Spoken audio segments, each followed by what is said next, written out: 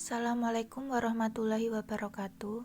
Nama saya Naili Faiko, NIM 194230034. Di sini saya akan mereview dua jurnal, yaitu jurnal yang pertama berjudul Produksi dalam Perspektif Ekonomi Islam, karya Muhammad Turmuzi, Fakultas Ekonomi dan Bisnis Islam, Institut Agama Islam Negeri Kendari, tahun 2017.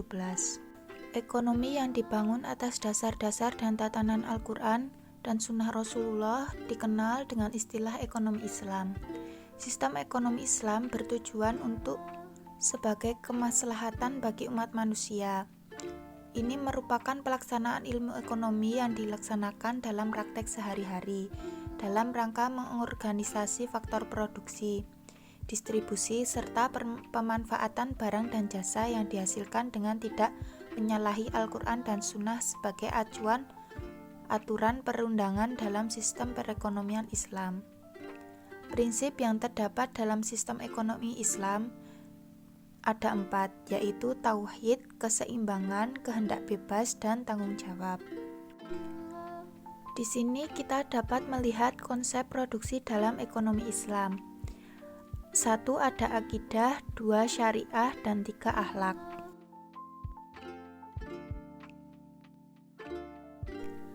Karakteristik ekonomi Islam: 1. Ada Rabbaniyah Masdar, bersumber dari Allah.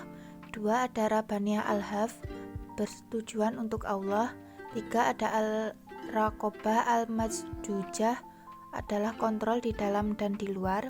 4. Al-Jamu' Baina Al-Sabat wa Al-Murunah, penggabungan antara yang tetap dan yang lunak.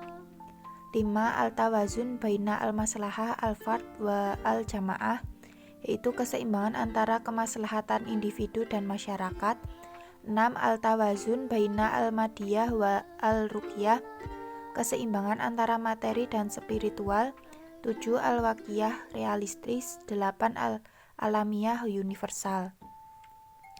Tujuan produksi dalam Islam pada dasarnya adalah untuk menciptakan maslahah yang optimum bagi manusia secara keseluruhan sehingga akan dicapai falah yang merupakan tujuan akhir dari kegiatan ekonomi. Falah itu sendiri adalah kemuliaan hidup di dunia dan di akhirat yang memberikan kebahagiaan hakiki bagi manusia. Kegiatan produksi sangatlah memperhatikan kemuliaan dan harakat manusia, yakni dengan mengangkat kualitas dan derajat hidup manusia. Terdapat beberapa faktor sebagai alat produksi dalam perspektif ekonomi Islam. 1. Ada faktor alam atau tanah. 2. Faktor tenaga kerja. 3. Faktor modal. 4. Faktor manajemen. 5. Teknologi. 6. Bahan baku. Kesimpulan pada jurnal pertama ini, kegiatan produksi harus memperhatikan aspek keadilan sosial, zakat, sedekah, infak, dan wakaf. Mengelola sumber daya alam secara optimal, tidak boros, tidak berlebihan, serta tidak merusak lingkungan. Distribusi keuntungan yang adil antara pemilik dan pengelola, manajemen, dan karyawan.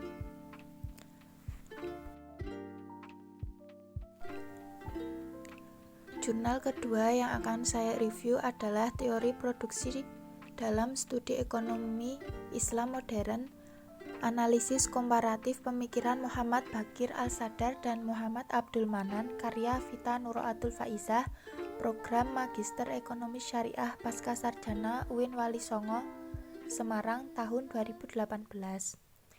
Pemikiran terhadap produksi Islam pada dasarnya sudah terbentuk pada masa Rasulullah. Muhammad Najetullah Sidki menjelaskan bahwa Rasulullah telah menasihati para pengikutnya agar melakukan perniagaan, bertani, beternak, dan melakukan kerja yang produktif. Pelaksanaan aktivitas ekonomi tersebut dilandaskan atas standar moral masyarakat yang selaras dengan tujuan agama.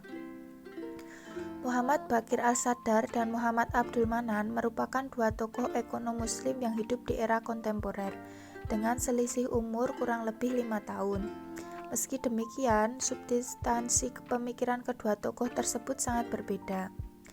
Pemikiran Baqir Al-Sadar termasuk dalam mazhab ekonomi Islam kontemporer iktishadun, sedangkan Manan merupakan bagian dari mazhab ekonomi mainstream.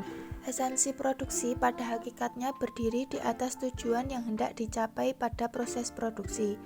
Seorang produsen berupaya untuk mengoptimalkan faktor produksi sehingga menghasilkan output yang berupa produk, baik barang maupun jasa, guna memenuhi kebutuhan manusia.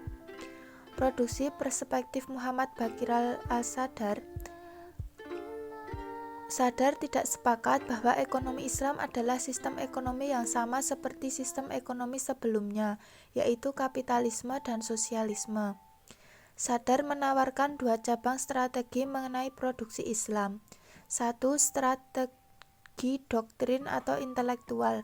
Sebagai Islamic man yang cerdas adalah suatu kesalahan jika membiarkan sumber daya menganggur. Oleh karena itu, manusia harus bekerja sebagai wasilah takrubah ilallah. Dua, strategi legislatif. Legislasi merupakan landasan hukum negara sebagai wujud intervensi negara sebagai regulator.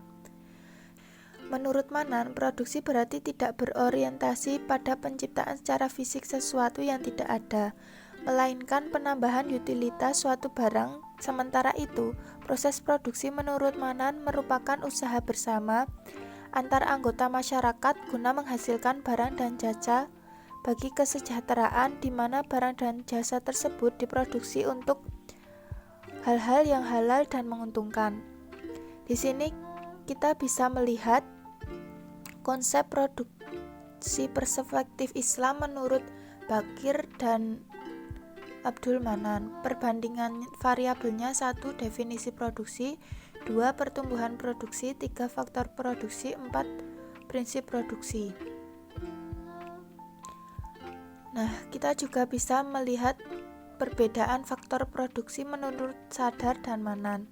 Faktor produksi menurut Sadar adalah alam atau tanah, dan ada juga faktor turunan, modal, dan tenaga kerja. Sedangkan menurut Manan, faktor produksi adalah tanah, merupakan sistem horot bagi para penggarap, modal, tenaga kerja, dan satu lagi ada organisasi. Prinsip produksi menurut Sadar adalah prinsip keadilan, sedangkan menurut Manan, prinsip produksi adalah kesejahteraan ekonomi. Demikian penyampaian yang dapat saya sampaikan. Apabila banyak kekurangan, mohon maaf. Wassalamualaikum warahmatullahi wabarakatuh.